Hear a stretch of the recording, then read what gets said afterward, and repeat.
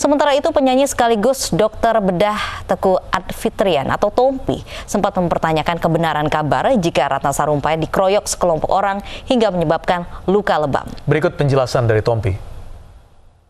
Saya ngerasa ada yang nggak bener deh, perasaan saya aja gitu ya. Waktu itu kebetulan saya lagi syuting sama Glenn, sama ada Pak Mahfud juga, kita di syuting. Saya sempat bahas ke mereka ini, tapi itu ya sebatas obrolan kayak kita lagi ngobrol aja gitu. Kok ini begini ya, kok begini ya gitu. Sesuatu yang menjadi nyangkut di saya sebagai, karena profesi saya hari-hari ya, pekerjaan saya hari-hari kan ngebedah orang dan lebih banyak berhubungan dengan wajah, badan gitu. Jadi cukup terbiasa dengan melihat orang-orang bengkak gitu. Terus saya cerita ke mereka, ini kayak ada yang nggak sinkron nih, ada yang mencurigakan gitu. Udah, tapi belum ada statement apapun. Saya belum ngeluarin statement apapun. Pulang syuting sekitar jam 11-an apa ya, saya lupa persisnya ya. Pokoknya sebelum saya nge-tweet tentang wah ini gila. Ini gila kalau sampai ini gila bagaimana berita ini dipakai sebagai isu untuk kepentingan politik oleh oknum-oknum gitu ya. Nah, itu saya tweet karena dari akun partai sosmed ya atau apa gitu, coba dicek nanti ya. Mereka yakin benar dengan mengimani ini gitu. Ya, mengimani ini artinya udah dalam banget nih. Nggak mungkin salah.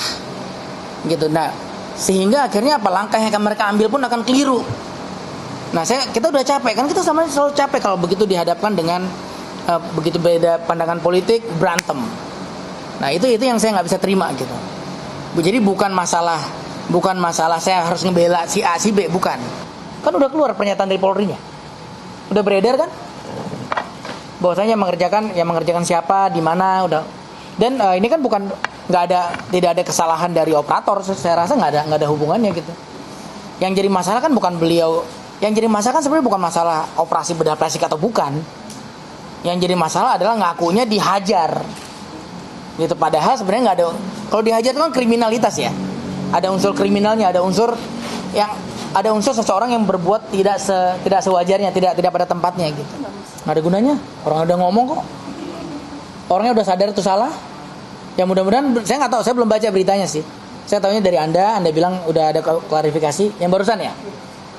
Ya bagus ya. Coba bayangin kalau nggak ada begini-begini, bakal kebuka nggak? Ya kalau kita tahu sesuatu yang keliru dan terjadi di depan mata terus lu diam aja, ya kita sama buruknya sama yang ngelakuin. Berarti kalau ada hal yang sama yang terjadi kembali, yep, Mas Tompi siap dong ya untuk? Kalau saya tahu saya pasti akan ngomong. Dan so far saya ngomong kan, karena saya pikir kan dianiaya. Kalau dihajar orang kan orang kesulitan kan kita harus tolong. Siapapun, nggak hanya beliau. Kalau Anda pun dihajar saya akan tolong gitu. Tapi kalau misalnya ternyata itu berita bohong, ternyata bukan dihajar orang, memangnya itu karena operasi plastik, karena operasi lain misalnya, dan beliau sudah mengaku.